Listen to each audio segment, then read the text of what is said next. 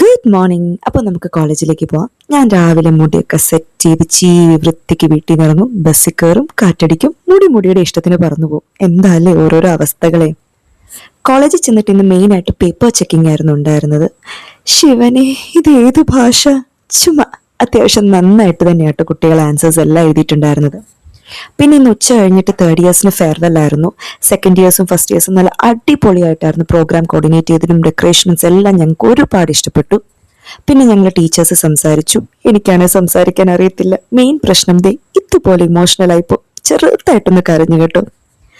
സാരമില്ല, മനുഷ്യന്മാരല്ലേ. പിന്നെ ഞങ്ങളുടെ പിള്ളേരുടെ അടിപൊളി പെർഫോമൻസ്, നമ്മുടെ തേർഡ് ഇയേഴ്സിന് കുറെ ടാസ്കുകളൊക്കെ കൊടുത്തിട്ടുണ്ടായിരുന്നു. എല്ലാവരും എൻജോയ് ചെയ്ത കേട്ടോ കാര്യങ്ങളൊക്കെ ചെയ്ത്. അതിനിടയ്ക്ക് ഇതെന്താ ഞങ്ങൾ അത്യാവശ്യം എൻജോയ് ചെയ്തു കേട്ടോ. പിന്നെ സ്നാക്സ് എല്ലാം കുട്ടികൾക്ക് കൊടുക്കുന്നുണ്ടായിരുന്നു. അതുകൊണ്ട് ഞങ്ങൾക്ക് വിശപ്പൊക്കെ ഇച്ചിരി ഒന്ന് നൈസായിട്ട് അടങ്ങി. പിന്നെ എന്തോ ഇവർ പോകുമ്പോൾ ഒരു വിഷമമുണ്ട്.